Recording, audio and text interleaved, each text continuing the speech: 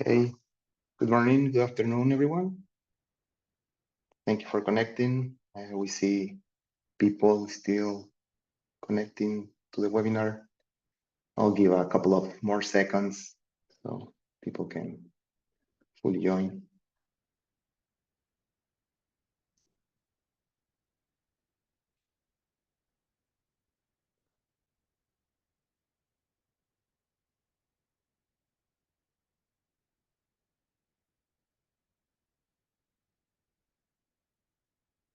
Okay, I think we can start then. Good evening, good morning, good afternoon to everyone. Thank you for connecting and joining this webinar series. Well, my name is Juan Jose Garcia. I'm Program Officer of Clean Energy Transition Scenarios and at IRENA's Innovation and Technology Center. And I am also the coordinator of the Long-Term Energy Scenario Network. And well, I have the pleasure to be your host today. And on behalf of the IRENA's Global Network on Long-Term Energy Scenarios, and also on behalf of the Clean Energy Ministerial Initiative on Long-Term Energy Scenarios, I welcome you to this webinar that is part of the network's ongoing work on exploring the critical connection between energy planning and finance with the idea of bringing together stakeholders from the financial sector to discuss how these relevant topics of how energy planning can inform investment decision or mobilize financing. And so the idea is to bring different stakeholders from the financial sector, as I mentioned, to the conversation of this energy planning community. And the purpose of having this session is to explore how national energy planning frameworks can mobilize public and private finance, and also to de-risk investment for the clean energy transition. And this is the third session of this webinar series. And today, we aim to explore the perspectives from the private sector on this topic, specifically the perspective from commercial banks, as well as from broader initiatives that bridge the public and private stakeholders in these topics. I will ask my colleague to go to the next slide, please, to show the agenda. Yes, thank you. So as you can see here, this is what we have planned for today's session. We have two presentations, very short presentations to give the initial perspectives of our panelists. And then we're going to follow up with a moderated conversation. And also you will have the opportunity to post your question to the panelists in the Q&A function in the Zoom platform, and we can address them later after the moderated discussion. And before we start, I would like to provide some context for today's discussion, and so you can have a better understanding on how we arrived to this point in the discussion. So the Global Network on Long-Term Energy Scenarios has been exploring the connection between energy planning and finance since its beginning, since its inception. So, and it has been one of the top priorities for a membership, to understand better the link between energy planning and finance. So our country members have, who have, let's say, we consider them like energy planning champions, have been using scenarios and developing scenario-based energy plannings for a long time now. And the LTS network provides a peer-to-peer learning platform to exchange experiences on how they have been developing their scenarios and also how they have been, let's say, enhancing their energy planning processes and how these instruments have been used for energy policy making. This work about energy planning to mobilize finance has been gaining even more relevance during this year with the Brazilian G20 presidency, who brought the topic of energy planning to the forefront of the global agenda, elevating the energy planning discussions for finance mobilization to this international arena. In this sense, the network, through multiple exchanges with financial institutions, let's say from development banks, private banks, and also from central banks, we have identified a specific use case of energy scenarios by different stakeholders. For instance, the government has been using energy scenario for a long time, as I mentioned, for evidence-based energy policymaking and also to develop investment strategies. Development banks, on the other hand, have also been using scenarios to inform their investment strategies in different countries. And now, let's say in previous dialogues with private banks and other financial institutions, as well as central bank, we found that they are also starting to use scenarios for disclosing climate risk and to also benchmark and align their portfolios with transition pathways. So this webinar series is part of Irina's response to this landscape and aligns with the G20 focus on enhancing the government capacities in emerging and developing economies to develop these financial strategies for the energy transition. In this context, and through the network engagement with diverse stakeholders, we have identified some initial elements that are required to translate energy plans into investment.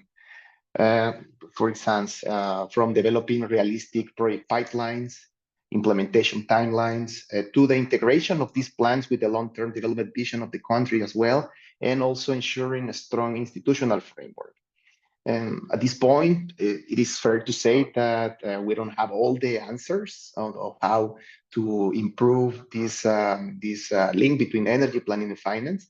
But we acknowledge that we need to understand better how our long-term energy scenarios and long-term energy planning processes can speak to investors, can address the investors' needs while keeping their robustness and as a strategic tool for policymaking.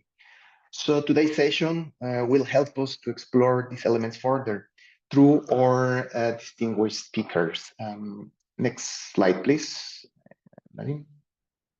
Yeah, so today we have the privilege to have two experts who will help us understand better the role and the impact of energy planning frameworks in mobilizing finance and the risk in investments. First, I'm pleased to introduce Ms. Justine Roche. She's from the World Economic Forum, and she leads the initiative on mobilizing investment for clean energy and emerging economies. And Justine's work focuses on practical solutions to scale clean energy investment in developing economies. And she brings extensive experience in implementing sustainability programs across Europe, Africa, and the Middle East. And we also have with us today Mr. Tomohiro Ishikawa. Tomo is Chief Regulatory Engagement Officer at Mitsubishi UFJ Financial Group, and he oversees Mitsubishi Financial Group's advocacy on financial regulatory policies, including climate change. And he also chairs the Net Zero Banking Alliance Transition Finance Working Group. And he brings deep expertise and insights into understanding what makes energy transition plans attractive to private finance. Before we proceed, next slide, please. Oh, well, before the Tomo's presentation, some housekeeping announcement. You have the function of Q&A enabled in the Zoom platform, so please feel free to post any question or comment you have or would like us to address to the panelists in that platform, in that option in the Zoom platform, so we can address them during the Q&A segment. And yes, just to mention also that the recordings and the slides of today's session will be available at the website of this webinar series that you can find in the QR code that you're seeing right now in the screen. So without further ado, let me now invite Tomo to share his insights on what makes energy plans attractive to private banks. So please, Tomo, the floor is yours. Thank you. Thank you very much. Do you hear me okay? Yes. Okay. Thank you to to Arena, first of all, for having me and providing the opportunity to me to present our thinking, our observation on transition financing, especially on energy transition. If you go to the next slide, there's a bit of my bio. Maybe next one. Yeah, so I am Chief Regulatory Engagement Officer at MUFG. So I cover financial regulation mainly. But since 3.5 years ago, when we, MUFG, committed to net zero, I have been representing our group at what I would call global net zero initiatives, such as the Net Zero Banking Alliance. One, you touched on this already. I am a board member of Net Zero Banking Alliance. Happy to touch on that. But there's a like a overarching alliance of all the financial sector, which is called GFANS. This was established when that was like 6 months before the Glasgow COP. So GFANS is a alliance of alliance. So there's a banking alliance, there's asset owner, asset managers alliance, and overarching alliance is called GFANS, which is led by Mark Carney and Michael Bloomberg. And I've been representing MUFG at both the GFANS and also Net Zero Banking Alliance. I am going to talk about transition finance and energy transition. However, I want to start by explaining why this is relevant for MUFG. MUFG, if you could go to the next slide, please. Sorry. Yeah, this one. So just a bit of a background. So MUFG is a financial institution or financial group headquartered in Tokyo. But the reality is that we are Asian institution with an extensive footprint across ASEAN economies, and I'll cover that in the next slide. But we as a group, we committed to net zero and net zero of scope 1, 2, and 3. If you look at our emission profile, it's 99 point whatever percent representing scope 3. So it's somebody else's scope attributed to MUFG through the scope 3 calculation. So what does that mean? For us to achieve net zero, we need energy to achieve net zero. We need the rest of the industry to achieve net zero as well. So it's more about our client emission reduction rather than our direct emission, because our scope 1 and 2 is so tiny that, of course, we have to do some work there, but it's mainly about scope 3. So it's about client emission reduction, and we are supporting our clients' decarbonization through financing. So that's when we say our net zero, it's mainly about working with our client, helping their decarbonization. But we, as a largest Japanese bank and with extensive footprint across ASEAN, and of course we have operation in Europe and US, et cetera, we need basically the entire world, both the developed and developing economies, to achieve net zero for us to say, we are net zero aligned. So this is why it's not just about developed countries, but developing countries have to achieve net zero. And we are, of course, not just waiting for the net zero or carbon neutral to happen. We are proactively working with all the governments and the key stakeholders, both in the developed and developing countries. In the context of energy transition, I'll touch on these later on, but we have been involved in Just Energy Transition Partnership, JETP, for Indonesia and Vietnam from the beginning. And I'm sure you're well aware of JETP, but it's been a very interesting learning experience for us as well. I'm sure the government of Indonesia, government of Vietnam also learned. Many stakeholders are involved, but we are, as a private institution, we very much appreciate the opportunity and also the platform, the country platform, JETP, because there's a lot of interesting opportunity we were able to find as a result of participating in JETP. But also there's a very important piece, which is about understanding the macro picture. Of course, we as an institution, as a banking institution, we will have to look at transaction by transaction.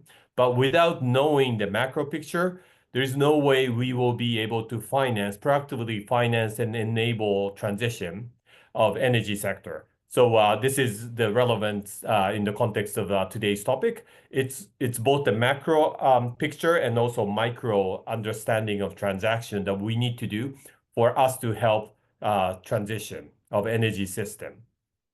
I'll again touch this later on, but the key message I want you to maybe the key takeaway from my side for all of you is that the supply side and demand side, we need to look at both, right? We are supplier finance, and we are talking about transition finance, sustainable finance, but at the end of the day, we cannot push financing, right? We're a banking institution. Without demand for finance, there's not much we can do. And of course, asset managers, asset owners, they have different roles. But at least from a banking perspective, there's got to be a demand. And demand has to be both the macro level and micro level. And this is exactly why I wanted to talk to all of you, because the energy planning is critical for us to understand the macro picture and then talk about micro transaction by transaction rather than just talk about transaction level discussion. But that's just a bit of a background. Now I'd like to talk to you about how we being involved in the energy transition discussion. But if you could go to the next slide. Just as a background, as I said earlier, we're headquartered in Japan, but we are very active across the all regions, not only in the US, in Europe, but also in APAC as well. And we're number one project financing renewables. So we think we have a good expertise in this area. Next slide, please. Just as a kind of context, here you see four key countries in ASEAN, Southeast Asia.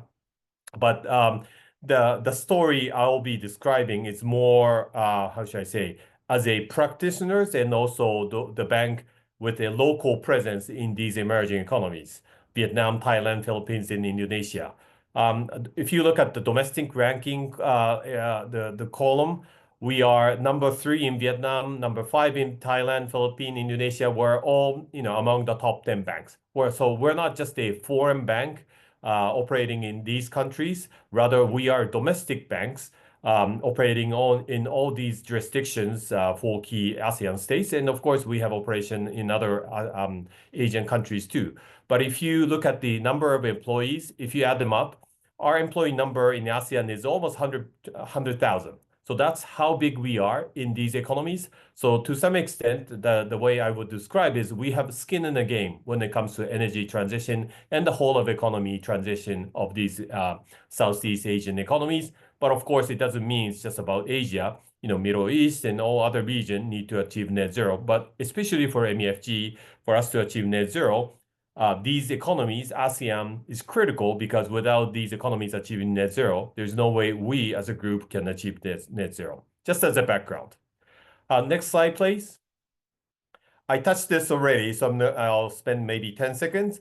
It's all about scope 3. As I said in the beginning, for banks, it's about scope 3, scope 1, 2, and it's so tiny. It's all about scope 3, and scope 3 meaning it's somebody else, not somebody else. It's our client's emission attributed to us. So how do you work with our client to reduce their emission is critical. So our client's emission is our emission, but our client's decarbonization is our decarbonization. So that's why we work very closely with our clients because there's the win-win relationship that we can build with our clients. Next slide, please. So maybe two more slides as a background. As Juan said in the beginning, we are a member of Net Zero Banking Alliance. I am a board member there. GFANS on your right. This is a global alliance with 750 institutions or so committed to net zero. And these initiatives, although they are private, we are developing frameworks, for example, on transition finance, transition planning. There's a good work on, for example, carbon credit, et cetera, et cetera. So there's a lot of good work happening, both at the Net Zero Banking Alliance and GFANS. There are several other initiatives that I listed here, but I'm not going to go into detail. But just as a background, there's a lot of interesting initiative all on transition finance and energy transition. Next slide, please. Just again, another context, as a board member of Net Zero Banking Alliance, but also chair of Transition Finance Working Group, these are some of the publications we released in the last 3 years. These are under the UN, but Net Zero Banking Alliance and the working group I chair have been the engine of developing these guidelines to mainstream transition finance, and mainly it's about energy transition. But again, it's just a supply side of the finance, and without the demand side, there's not much we can do. And the key message of these guidelines is we need both the demand side and supply side to work very closely. But those are the key messages. If you could go to the next slide. I'm not going to spend a lot of time here, but just I'm trying to demystify bankability because you will probably hear a lot the project or companies have to be bankable. But what does that mean? I think there's a lot of question around bankability. So here I try to demystify what bankability means, but I'm gonna run out of time if I cover all of them. So I'll try to do that in the next 3 minutes. But if you have any question, please ask as a follow-up question. If you could go to the next slide. So here, there's a conundrum that we're facing, or trilemma that I would say. So we are committed to net zero, that's one, but we need to finance our clients, banking to the real economy, but there's the emission attribution to us. So there's always a dilemma or trilemma that we have to balance, which is very difficult. But the way we think about it is that by engaging with our clients, you will be able to identify an opportunity, but also pursue our net zero strategy. Next slide, please. But I think I said this in early when I started my presentation, but the bank's role and asset manager's role, very different, right? If you're asset manager, your job is to find equity or debt instrument that's already in the public domain, listed in the market.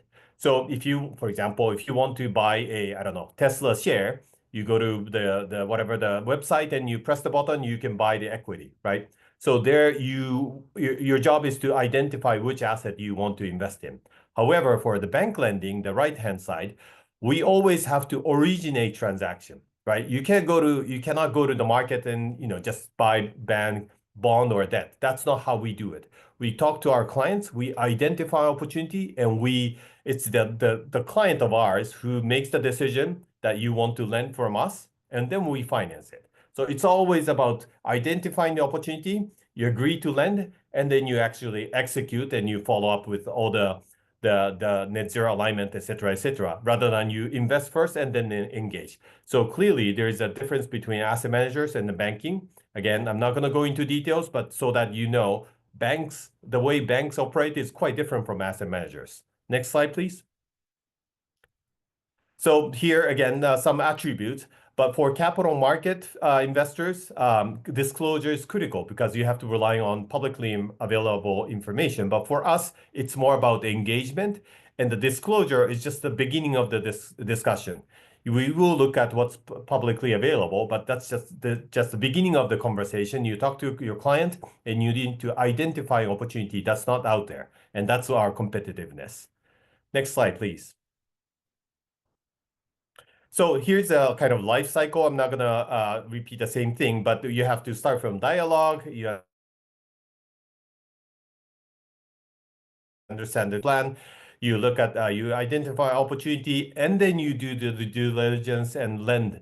That's how we think about the life cycle of transaction, rather than you invest first and then you engage, which is the how asset managers approach it. So it's completely different. But if you could go to the next slide, we can't just go and lend looking at the transaction level. There are two lenses that we apply. One is a corporate level. So we look at the corporate level transition plan credibility, but transaction level bankability assessment is also needed. So we look at the corporate level or the consolidated level, but we also look at the transaction level. You need to have both lenses rather than only one.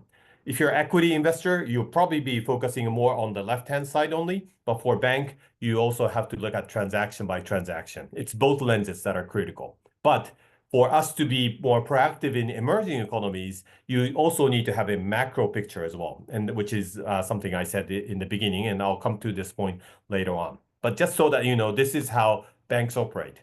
If you could go to the next slide, and I think I'm going, yeah, next slide, please.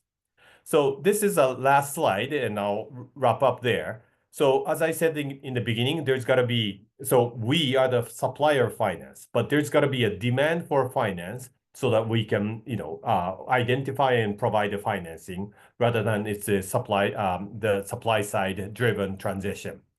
But what does that mean? For us to be able to proactively finance energy transition, as I said in the beginning, we need to understand the macro level picture. So for example, in Indonesia JETP context, there's a 300 pages or so report talking about their industrialization strategy, what are the prioritized project for the energy transition, and then think about, kind of a transaction level assessment. So you need to have the macro picture, because without understanding macro picture, we will not be able to identify the right opportunities. But as we all know, energy is number one priority. Without energy being decarbonized, there's no way other sector can decarbonize. So you need to have the macro level assessment or lens, as I said in the beginning. But as you see on the bottom half of the right-hand side, we also need to look at micro level assessment too. And here, if I may be very straight, it's all about risk-adjusted return and impact. If projects are bankable, we can finance. If they're not bankable, we will not be able to finance. It's simple as that. And what do we look at? It's all about cash flow, right? We lend against cash flow. Of course, we will look at technologies and potential, the rollout, the scalability, et cetera. But at the end of the day, it's all about cash flow, because that's what we finance against, and that's how we've been operating for the last, 50, 100 years. So just so that you know, there's a macro picture that we need to understand, but micro level, it's all about cash flow and impact. And impact meaning the decarbonization impact of particular technologies. Why are we talking about this cash flow? Because we have to prudently manage our risk exposure to the project or to the corporate that we lend to. Left-hand side in the yellow, I'm not going to go into detail, but this is the GFAN's recommendation that I think we shared with the G20 presidency about National Transition Plan checklist. So we are suggesting countries to also develop transition plan so that we can identify financing opportunities, and we're comfortable with the macro level transition plan credibility, and also being able to our ability to finance or identify the financing opportunities. So my recommendation to all of you, so those of you that are involved in energy planning, it's not just about the percentage of, for example, the renewable versus the fossil fuel, et cetera, and how would that break down, change over time. That is important, but for us to be able to finance, it's both the macro picture, which is more about renewable increase, how do you decrease the fossil fuel dependency, et cetera. We need to know that macro picture, but also micro level understanding as well. What kind of technology do you want the private sector to finance? Without knowing that kind of details, we cannot look at the kind of macro picture only and say, okay, do we want to finance or not? Because that's not sufficient for us to do the assessment and come to the conclusion. So again, given the time limitation, I was not able to go into detail, but hopefully you kind of understand how we think about the financing. It's both the macro, micro, supply, and demand. We're supply side, but we need the demand side to come up with a plan so that we can look at it and identify the financing opportunities. Maybe I'll stop there. I know there may be some questions, but given the time, I'll maybe wrap up here. Thank you, Juan. Thank you very much, Tomo, for that insightful presentation, and for sharing your perspectives from the private banking perspective. Yeah. Now I would like to invite Justine to make her presentation and share some concrete examples of how countries have successfully transformed their plans into bankable projects. So Justine, please, the floor is yours. Thank you so much, Juan. And thank you to Irina and Irina colleagues. It's an absolute pleasure being with you today. So my name is Justine, and I lead energy transition initiatives at the World Economic Forum. For those of you who do not know the World Economic Forum, it's the International Organization for Public-Private Cooperation. And so we've been acting as a unique platform for public and private sector to come together and try to solve the biggest challenge that our world is facing, and the energy transition is really one of them. So today I will focus my presentation on indeed the power of long-term energy planning in order to spark investors' interest. And this presentation actually is based off of findings and best practices that were surfaced by our network to mobilize clean energy investments in EMDs. So just for context, moving on to the next slide. This network to mobilize clean energy investment in EMDs is a unique space for countries and for private companies across the energy and the finance sectors. to come together and explore the challenges that stand in the way of EMDs to attract clean energy capital. So it's a place to exchange best practices, lessons learned about what worked, and also exchange policy and non-policy tools that can successfully increase financing flows. So you can see here the names of the governments and institutions engaged in this network. We're very lucky to have Minister Rania Al-Mashat from Egypt and Samaila Zubaru, the CEO of the Africa Finance Corporation, as co-chairs of this network, which is a ministerial and CEO community. So moving on to the next slide, essentially together, this community has established this year the playbook of solutions to mobilize clean energy investment in EMDs. What this is an online platform which is accessible to all, and it references 100 good practices on how to successfully enable clean energy capital through policy and energy planning, yes, on the one hand, but also through innovative de-risking tools and finance mechanisms. So what we've done is we've referenced 100 such measures with a concrete detailed case study for each, and the idea was for countries and energy players or financiers to leverage this tool for inspiration as they approach the structuring of their clean energy projects. So the playbook was launched officially a couple of weeks ago, actually, during the G20 Energy Ministerial meeting. And because this work focuses a lot on EMDs, you'll see that a lot of my presentation today actually focuses on attracting capital in an EMD context, in a global South context. And I guess if there's one realization from this work, it's really that a lot of best practices from the global South already exist and offer truly valuable lessons for the rest of the world, actually.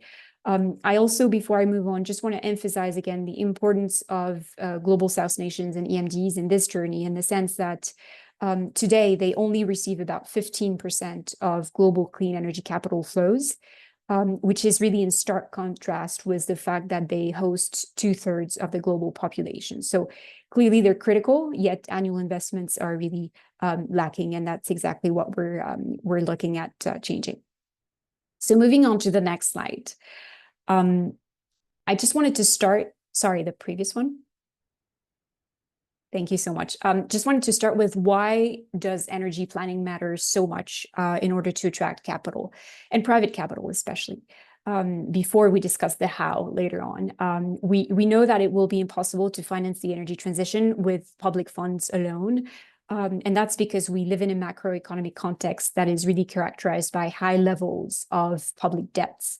And that means that public spending is increasingly being redirected towards meeting debt service obligations. And so governments, particularly in EMDs, but really globally, will have to focus their attention on activating the participation of the private sector at scale, both domestically and internationally. And so the short answer to the why it matters is that long-term energy plan, by outlining a clear vision, especially when it's complemented by transparent targets, long-term commitments, but also perhaps a suite of accompanying policy measure, it can provide something that is invaluable for investors, which is certainty. And broadly speaking, there are 4 aspects that can create this certainty. The first one being transparency, both in terms of energy planning encompassing data transparency, quantitative scenarios, market projections, because those help build investor confidence and really support informed decision-making. The second point is around predictability, which is key because it helps reduce investment risks and improve project viability. Thirdly, there's perhaps something to be said around inclusivity, because governance structures, especially when they're inclusive of stakeholder engagement, really help investors get the assurance that community engagement is maximal, and that there will be no community backlash halting the project further down the road. And last, and perhaps even more importantly, is consistency, both in terms of aligning plans with policy and regulations, but also aligning plans with clear financial goals, which is something we see more and more energy planning agencies doing. But also in terms of long-term stability, because long-term stability signals to investor that plans are strong and that the country is really safe to invest in. So moving on to the next slide, we wanted to look at concrete recent examples of how this has been done in practice. And the first example that I will mention is Egypt, because Egypt has really profiled itself as a key destination of choice for clean energy investors over the last decades, really. And it's shown a really innovative approach to attracting finance, notably via the creation of a country platform. But before I get to the country platform, I guess the first thing that Egypt did brilliantly was to set clear long-term goals. First, clear deployment targets for renewable energy that were detailed by technology. Those were first outlined in the Integrated and Sustainable Energy Strategy for 2035. And then they were later on consolidated in 2022 with the National Climate Change Strategy for Egypt. They were strengthened recently. Egypt is now going to push for 42% renewable electricity generation by 2030. And what these plans have done is really increase Egypt's attractiveness for clean energy investments. There is also in Egypt a regulatory framework that is truly aligned with planning and that has substantially enhanced investors' confidence.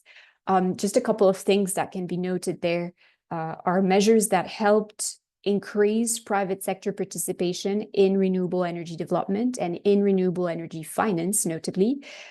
This includes laws around authorizing long-term power purchase agreements, but also the feed-in tariff that was put in place, the preferential grid access for renewable energy, as well as improved licensing and permitting. All these participate in really laying the groundwork for the private sector to be able to meaningfully contribute to these investments.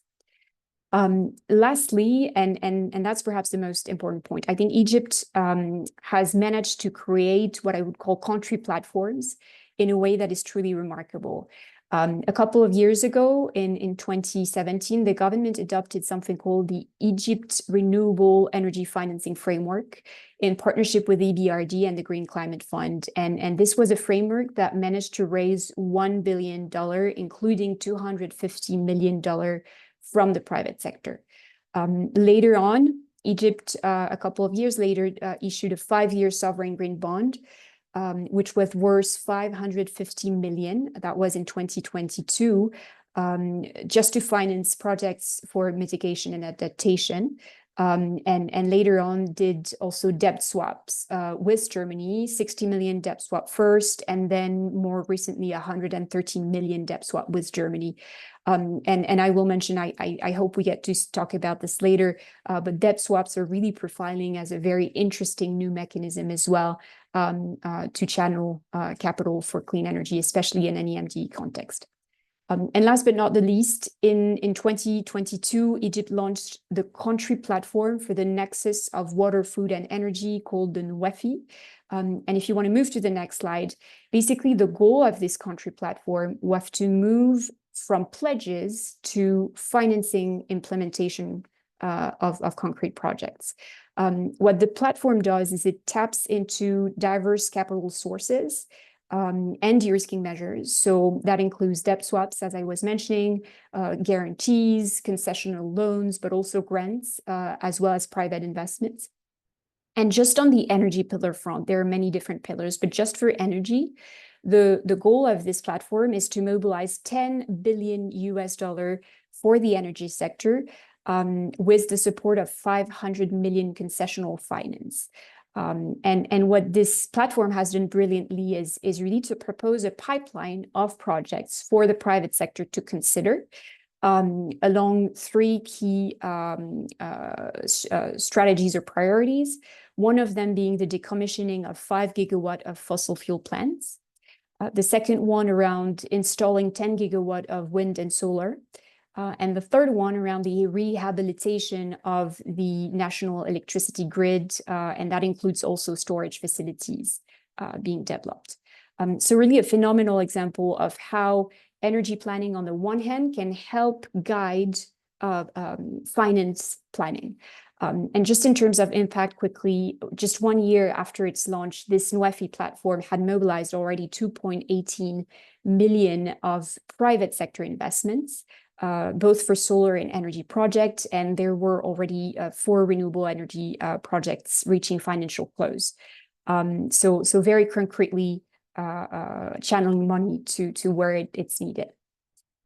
Moving on to the next example, perhaps, I wanted us to look at Chile for a moment, because Chile is the perfect example also of combining very strong signals with facilitating private sector participation. And I want to hammer again on that message around private sector participation for a moment, because it's really key in order for investors and banks to be able to participate in this journey. But first, the strong market signal really started in Chile with the fact that Chile was among the first nations to set a national net zero target. Later on, there were year after year increased ambition to reach 100% zero emission electricity generation by 2050, and also a share of 80% of renewables in generation by 2030.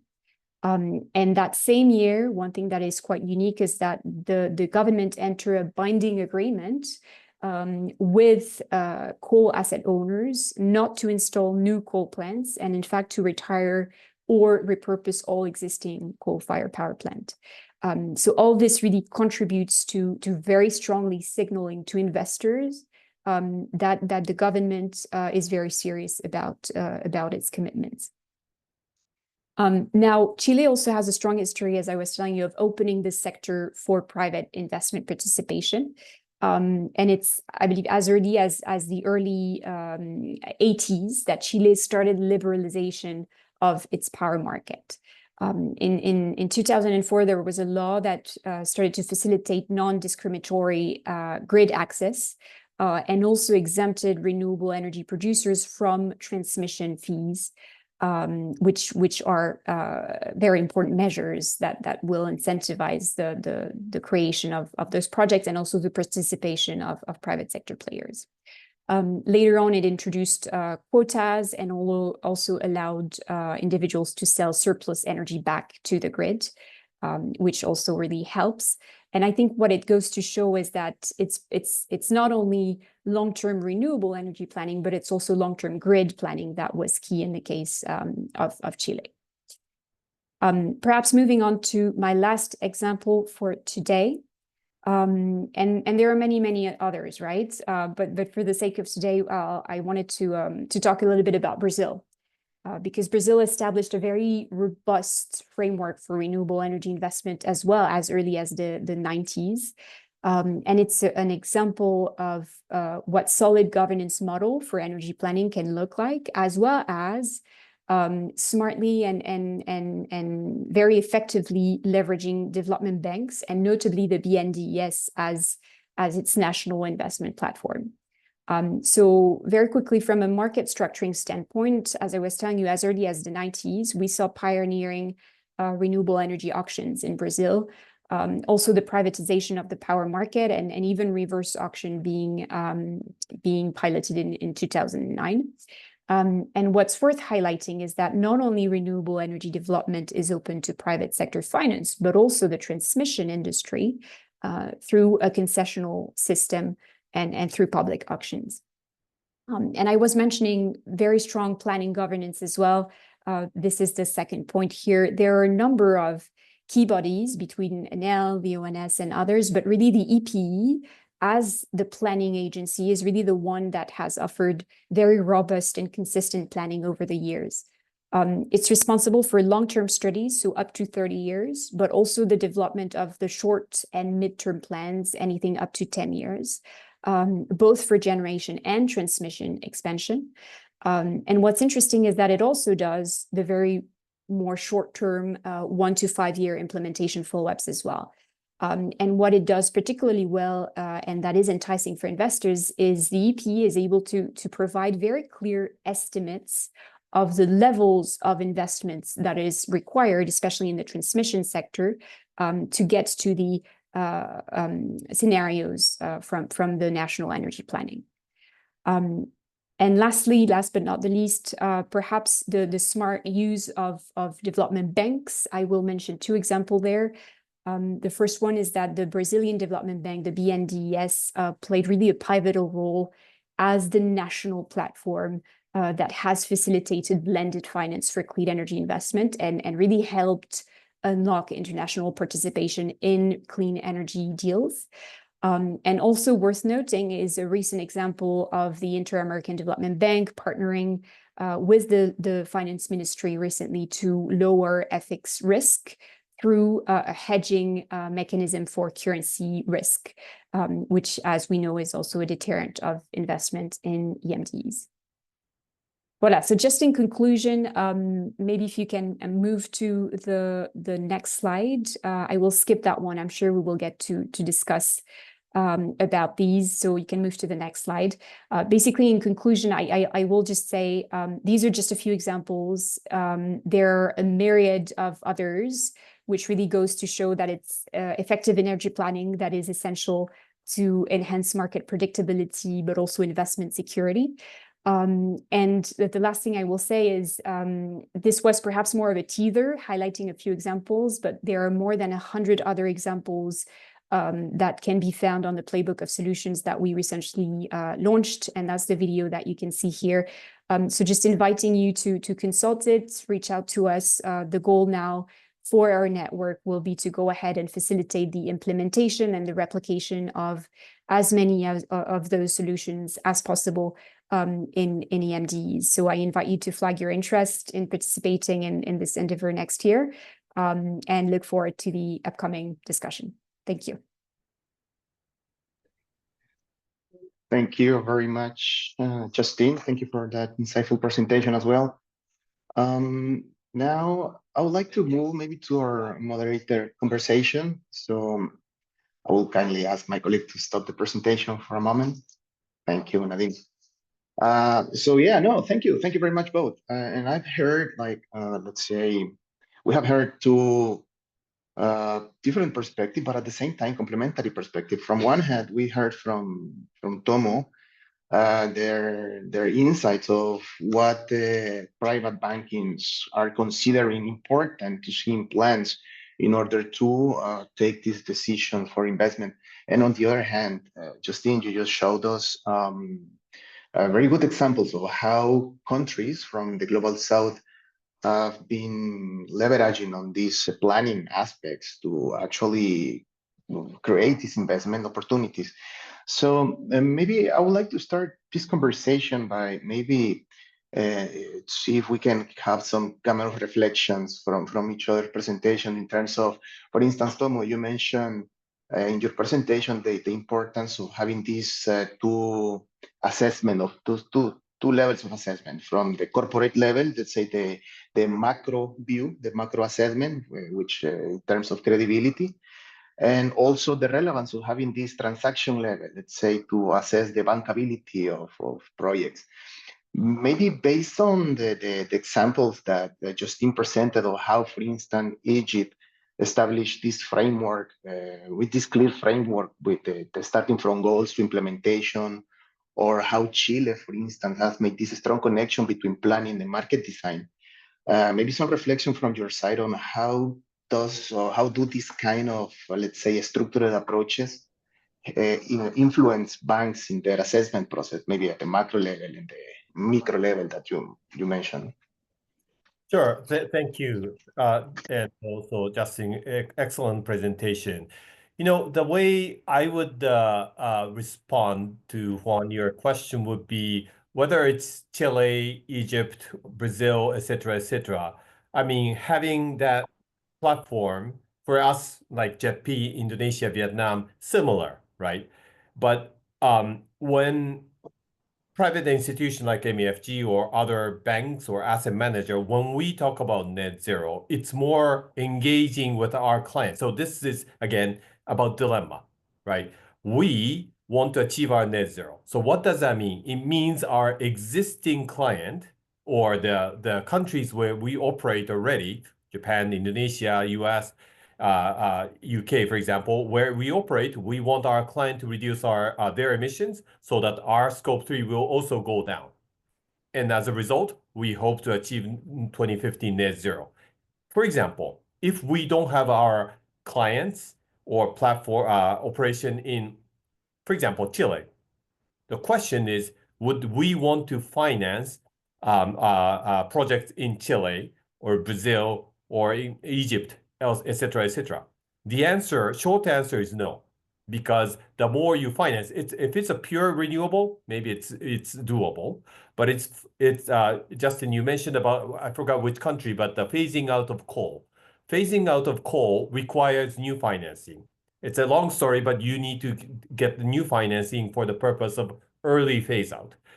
Would we be willing to finance, let's say, early phase out in Chile? It's a very tricky one because the more you do it, your scope 3 will increase, knowing that's the right things to do. So that's where the dilemma is. But having the macro level picture will definitely help so that we can proactively finance these opportunities in a country where we don't have client base or the operations yet. So this is where, it's more about kind of cleaning up your backyard, right? Where you have operation already, we have skin in the game.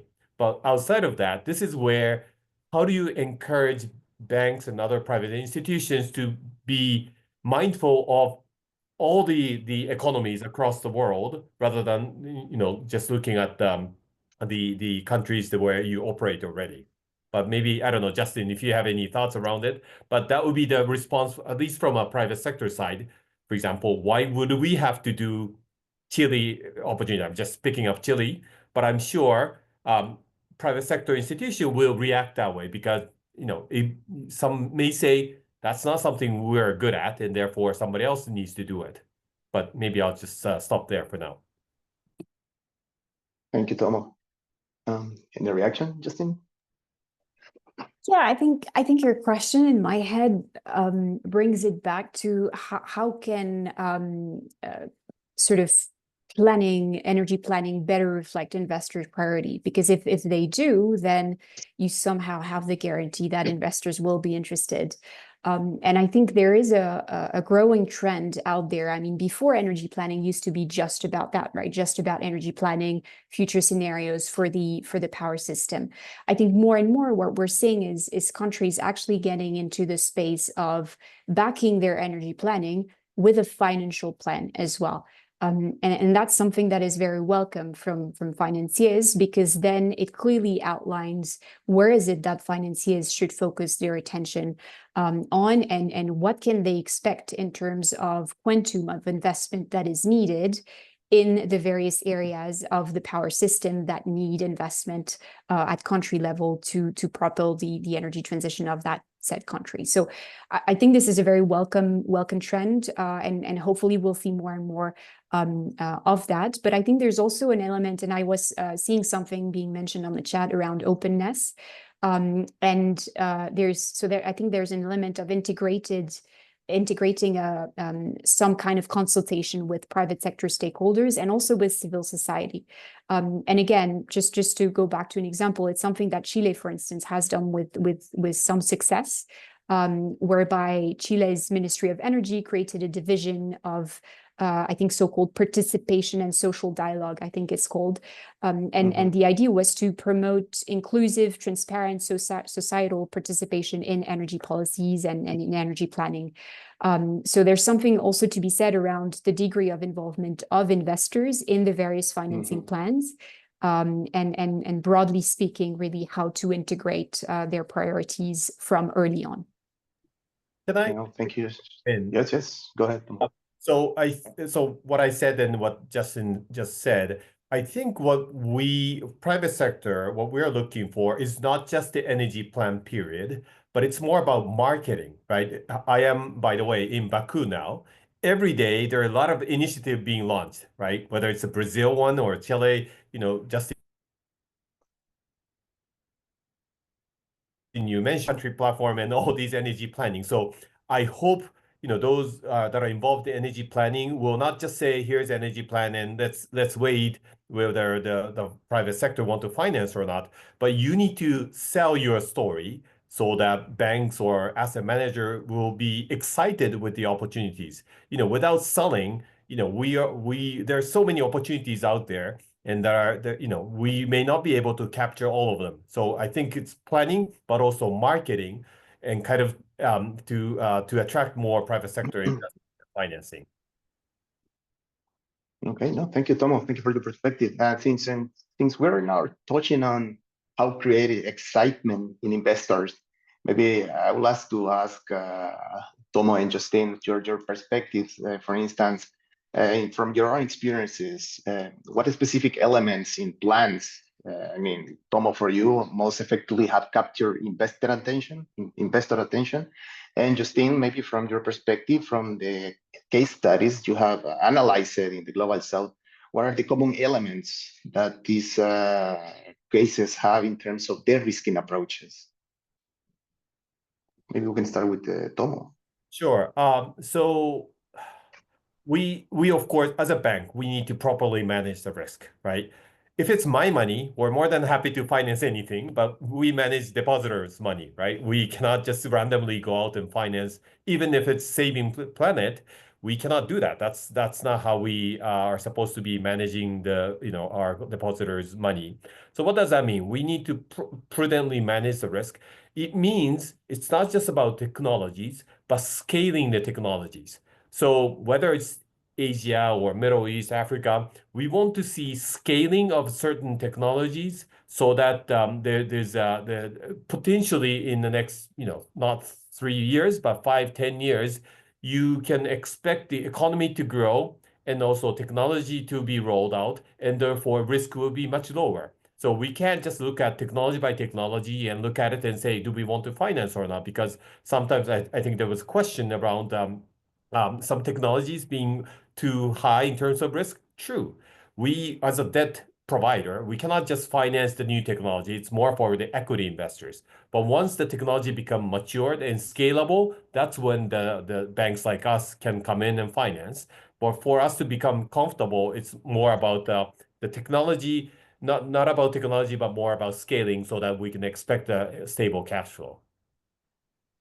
Thank you, Tomo. So you're mentioning mostly like create we have heard before, like creating this project pipeline to create this the demand that you mentioned from the government perspective, create the demand to match the supply you have as private banking. Now, Justine, yes.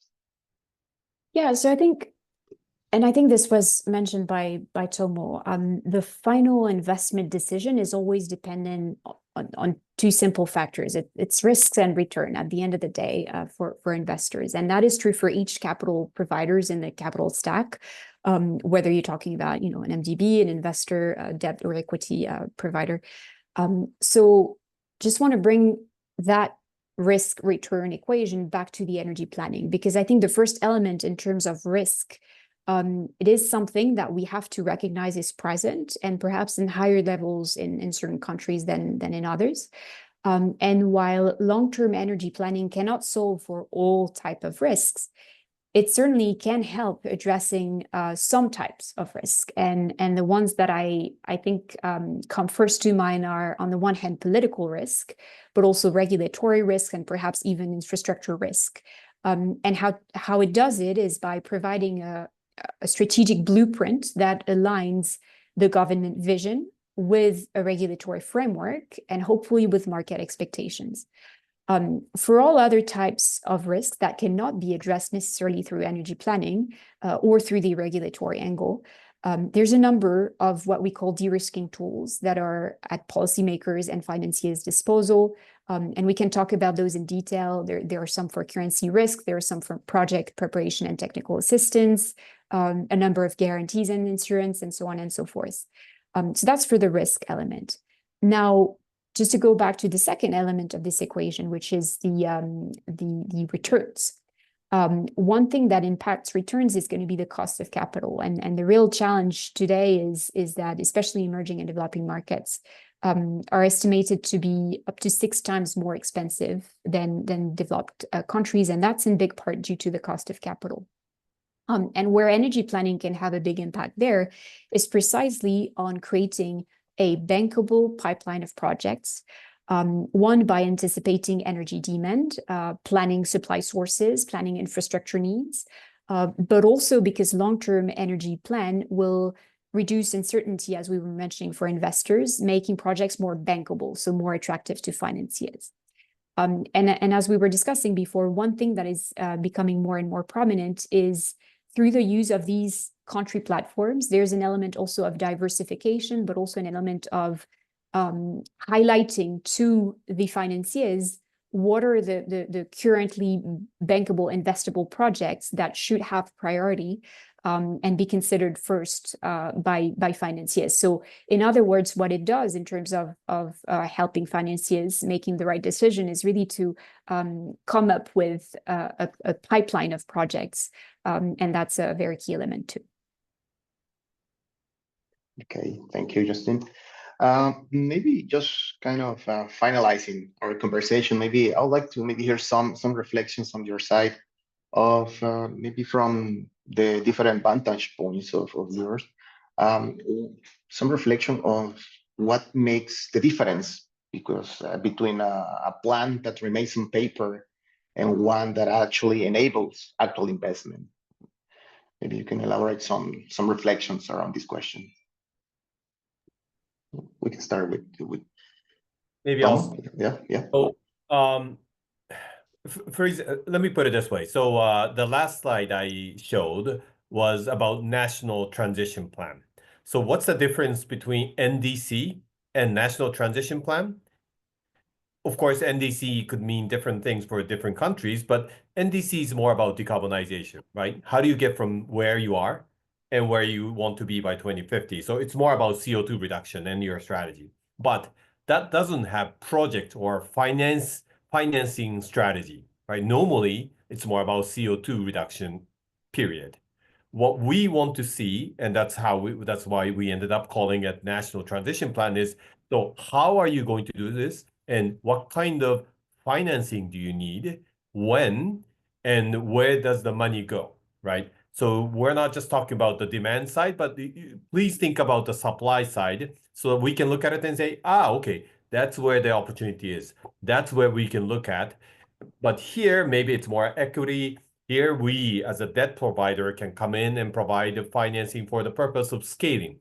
So NDC plus financing strategy will be the transition plan. Of course, there's like governance and all the other stuff, but that's what we hope to look at.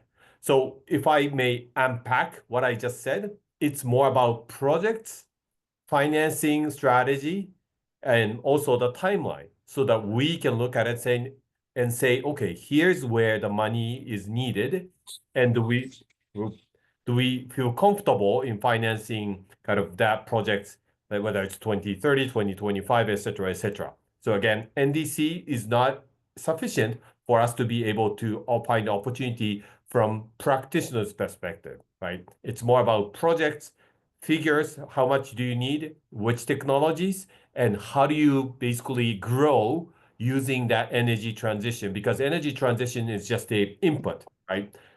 How do you grow your economy? How do you industrialize your economy? That should be part of this macro plan. And that would be the ideal energy transition planning that I would love to see. So purely not just about energy, but a bit more macro so that we can understand who are the kind of off-taker of the energy as a result of energy transition.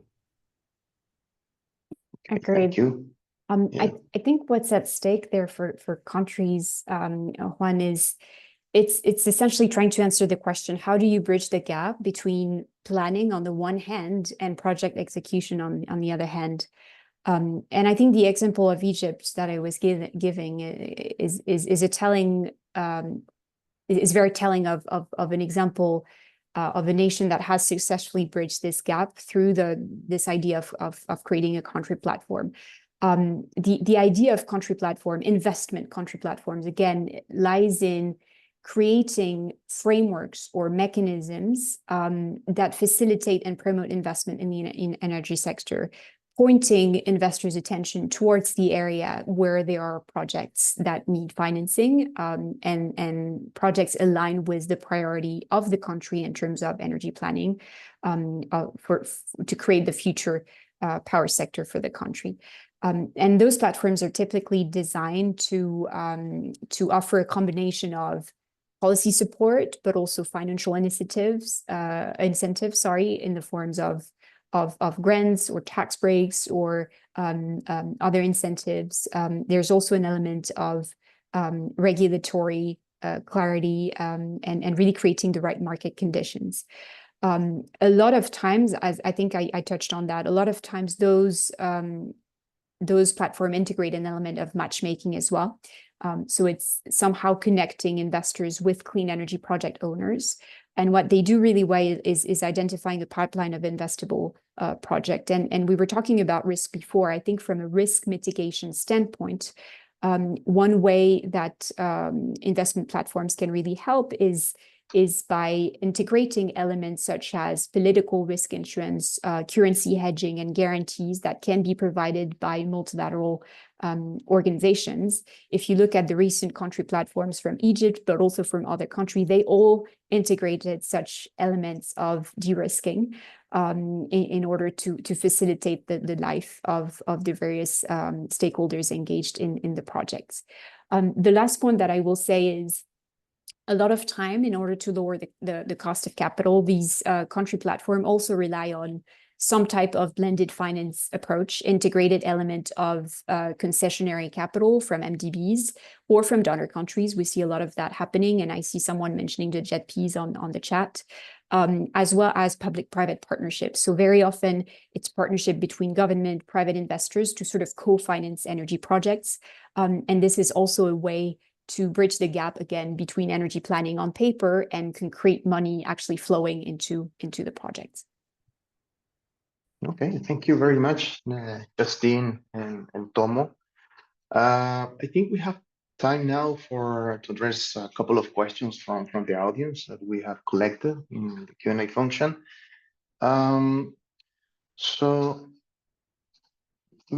Okay, maybe here's a question for both of you. It's related to the energy transition plans. It says, I will read it as it is. So it says the energy transition plan also needs to be navigated cautiously, so to avoid standard assets. I think it's stranded. Yeah, I think it's stranded. Stranded assets in fossil fuel assets. So how are banks building their transition plans considering this kind of transaction risk? Perhaps one for Tomo. Yeah, Tomo. This is a good question, right? So, but if you think about what is transition risk, or how would the asset become stranded, it's about policy risk or political risk, right? Let's say coal power plants, and of course, at some point, coal power plants will have to be phased out. However, whether it's next year or 30 years from now, it's more about the policy, right? Who's going to, we don't just go and make it stranded, or it's not our client. It's more about the policy, or maybe it's a carbon tax that will make fossil fuel asset becoming stranded, right? So it's about policy risk. And that's the type of risk that we need to manage. And that's why we want to understand the macro picture, right? We cannot look at asset by asset and say, what's the degree of stranded, this becoming the subject to transition risk, i.e. stranded asset. Macro level understanding is critical so that we can decide if it's fossil fuel. Let me put it this way. If it's coal, people will say, it's clearly that's not something you want to be financing now. But if it's natural gas, how do we think about it? It depends, right? Depends on the context, depends on the political, I guess, acceptability of that country. Some countries are very much willing to finance more towards the natural gas. Some countries aren't, right? We need to understand that for us to be able to finance these opportunities. So I don't think stranded asset there's one size fits all way of thinking about stranded assets. It's more about understanding the country level transition plan, and that's how we would judge the transition risk associated with the certain technologies. Okay, thank you, Tomo. Maybe just in some reflections, maybe from your side, maybe from any example of cases of countries that you have seen in the playbook. How are they dealing with this transition from fossil to, let's say, more clean technologies? Because sometimes, this assessment of the socioeconomic impact of this transition is also, let's say, an issue for energy planners, how to deal with it. I don't know if you have any insight or reflection on this. No, absolutely. I think we've seen a lot of example out there actually. I think the dimension of course ensuring that the transition is one that is fair and inclusive, especially for communities that are currently working in the more traditional side of the power sector, and in more traditional energy is absolutely key. And I think it is front and center for all the policymakers that we speak to be quite frank. I think we've seen interesting practices happening as well, both in terms of ensuring community engagement, which is one thing. So there's an element of ensuring that communities involved in fossil fuel industries get the assistance that they need, not only them, but their families, both in terms of retraining, reskilling, upskilling, and so on and so forth, so that they're not left behind, right, in this transition.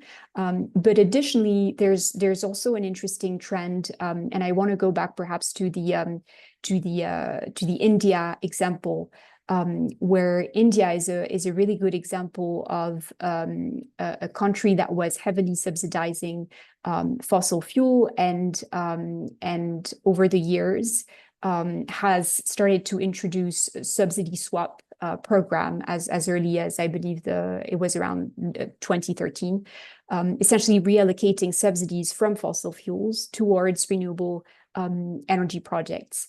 And what that allowed to do was really to smartly leverage those subsidies, so that for renewable energy that typically had at the time high upfront costs and a long payback period, basically through grants and through this type of mechanism, it really allowed to create a solid market for renewable energy and to put renewable energy on par with traditional fossil fuel.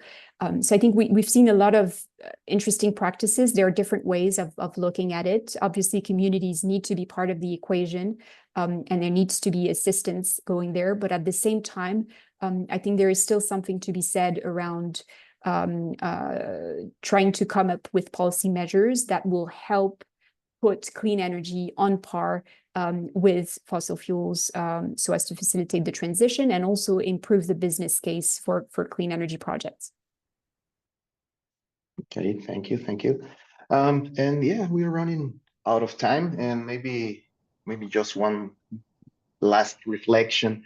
So we have seen here that one key issue is bridging the gap between planning and project execution, right? So I was wondering if you can share some reflections, Tomo and Justine, how countries can be use of these international platforms that are available right now to start supporting and closing these bridges, because we see many international platforms and initiatives that are around, and are, as Tomo mentioned, he's in COP right now, and he sees many initiatives popping up eventually and so on. So do you have any recommendation of how to take advantage of these international platforms to bridge in this gap between long-term planning that we understand at the macro level and the vision of the country, but also with the project implementation that is more the micro level perspective?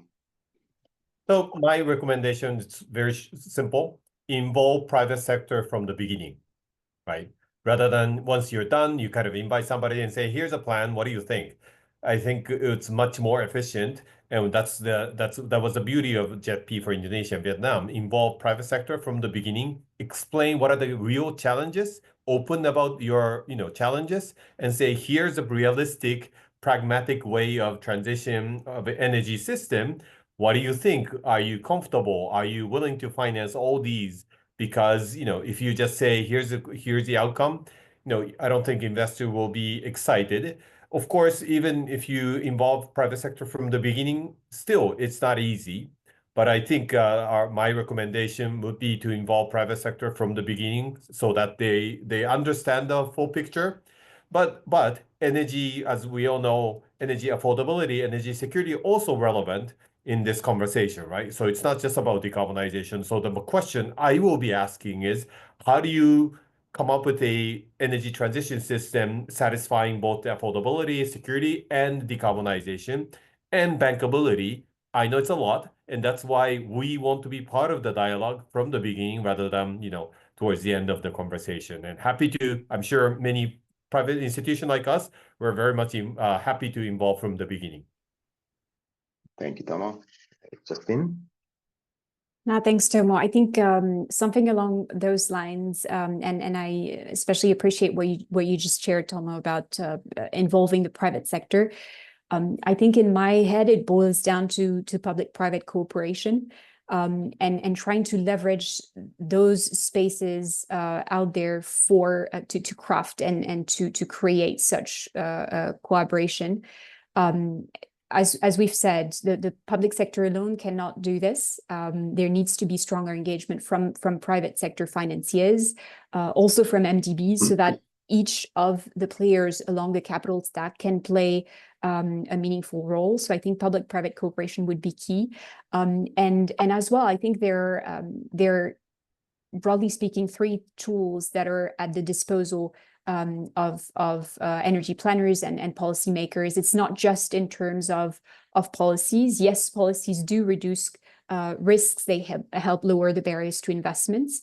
But equally, I think there is something to be said around de-risking tools, and the fact that those will help reduce, transfer, or compensate investors for the risk. It's anything from the use of guarantees all the way to newer blended finance structures, and we see more and more of those blended finance surfacing out there, as well as portfolio initiatives, portfolio approaches, refinancing, and so on and so forth. And lastly, it's also about finance mechanisms and being innovative about trying new things, trying new innovative finance mechanisms. I was mentioning earlier the debt swaps. We see a lot more of bilateral governmental agreements as well between Global North and Global South flourishing. I think those really pave the way for stronger cooperation, but also for stronger financial flows in this journey. Thank you for sharing, Justin.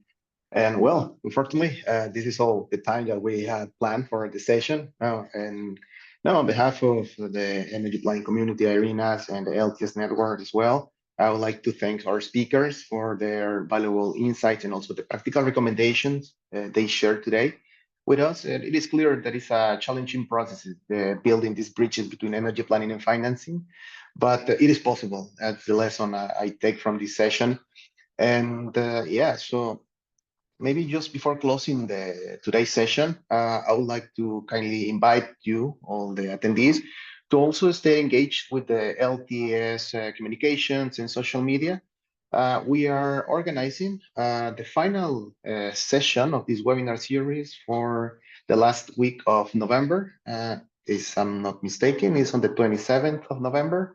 And for that session, we are going to hear the perspective from the network of financing ministers that is coordinated by the World Bank. And yeah, we'll be happy to have you also for that session. And yes, so yeah, thank you very much for attending. And yeah, we wish you a good rest of the day. Thank you very much. And thank you, Tomo and Justine, for joining us as well. Thank you so much. It was a pleasure.